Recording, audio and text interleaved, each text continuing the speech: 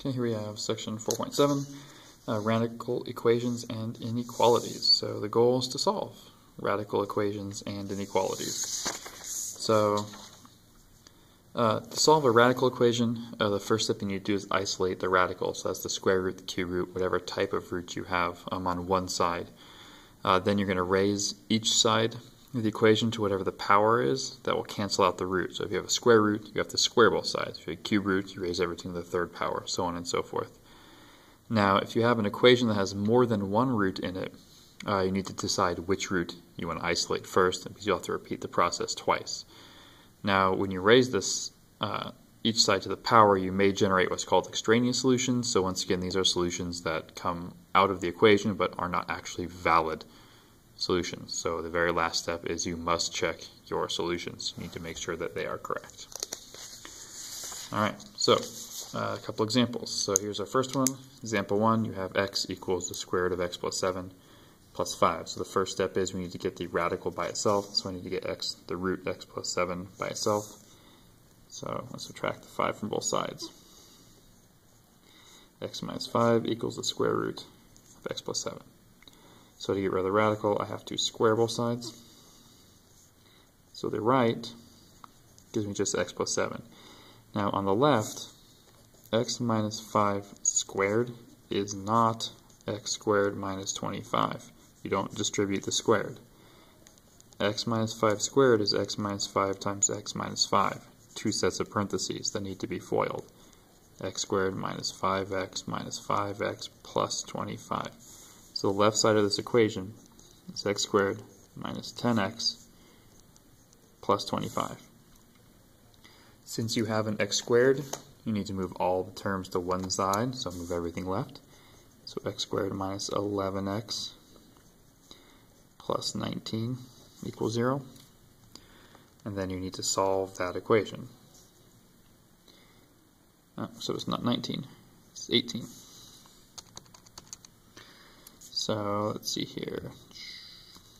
Use this factorable. So x equals 2, x equals 9. The two solutions that come out. If you don't recognize the factor or don't want to do the quadratic, you can always use the app on your calculator that will solve it for you. Now the last thing I have to do is I have to check my two solutions. So if I check 2, I get 2 equals the square root of 2 plus 7 plus 5. 2 equals the square root of 9 plus 5. 2 equals 3 plus 5. 2 equals 8. It does not equal 8, so x equals 2 is not a solution. Check x equals 9. 9 equals the square root of 9 plus 7 plus 5. 9 equals the square root of 16 plus 5.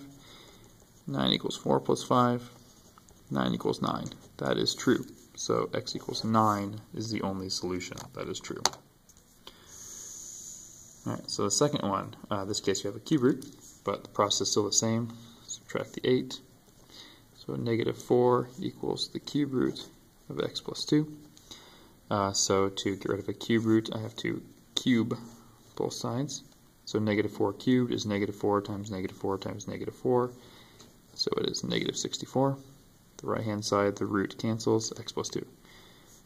Subtract over, negative 66 equals x, and then check. So if x equals negative 66, 4 equals the cube root of negative 66 plus 2 plus 8.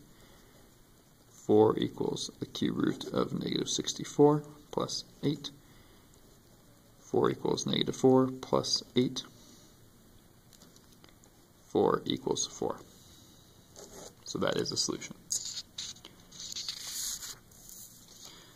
Okay, so here's an example that has two roots. One of them is already isolated, so I'm just going to start solving. So since then you have a square root, you need to square both sides. So the left, x plus 10. Now the right hand side is this. Quantity squared, so we have to FOIL. 5 times 5 is 25. Minus 5 root 3 minus x. Minus 5 root 3 minus x. Now, when you get to the last step of the FOIL, the lasts, negative times negative means I'm going to have a plus. the root times its identical self is just the inside of the root. These are squaring the root. So all of this simplifies to 28, 25 and 3, minus x, minus 10. So 28 minus x minus 10 square root of 3 minus x. So now I need to get the root by itself again. So move this over, 2x, move that over, negative 18 equals negative 10, 3 minus x. Now I need to divide everything by negative 10. So negative 1/5 x plus 18 over 10 is 9/5. Now I need to square both sides. So on the left-hand side here, I'm going to get 1/25 x squared. Remember, this is going to be a FOIL.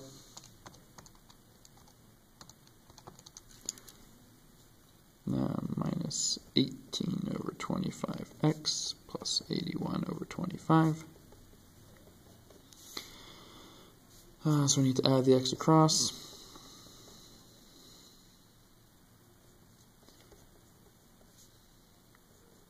And subtract the 3 across, so 81 over 25 minus 3. Now, because these are all over 25ths and fractions are terrible, I'm just going to multiply everything by 25. Which gives me this, which is a little bit easier to solve. It is factorable, x plus 1, x plus 6. So x equals negative 1 or x equals negative 6, and I need to check. So if x is negative 1, that is the square root of negative 1 plus 10 equals 5 minus the square root of 3 plus 1, double negative. So square root of 9 equals 5 minus the square root of 4. 3 equals 5 minus 2. 3 equals 3. So negative 1 is the solution. And I also then have to check negative 6. Square root of negative 6 plus 10 equals 5 minus the square root of 3 plus 6. So that's 4 equals 5 minus the square root of 9. 4 equals 5 minus 3. 4 equals 2. That is not true, so negative 6 is not a solution. Inequalities work almost exactly the same. You still solve them just like you would, so you need to square both sides. 4x plus 5 less than equal to 100. 4x less than equal to 95. S 95 over 4. There is one extra step though. The inside of a square root, the 4x plus 5, whatever is underneath the square root must be greater than or equal to 0. So you can't take the square root of a negative. So you have the original expression to solve and also the second variation on it. X greater than or equal to negative 5/4. So number line, here's 95 over 4. Here is negative 5 over 4. They are both closed dots. X must be less than 95 over 4, so left of that, and more than negative 5/4, so right of that. So it's got to be the section in between the two. You could always choose different values and check them. If you choose anything less than negative 5/4, so try it in the original expression, you'll get undefined because you'll get a negative number underneath the root. So that's why it can't be less than negative 5/4. So those are all the types of the problems.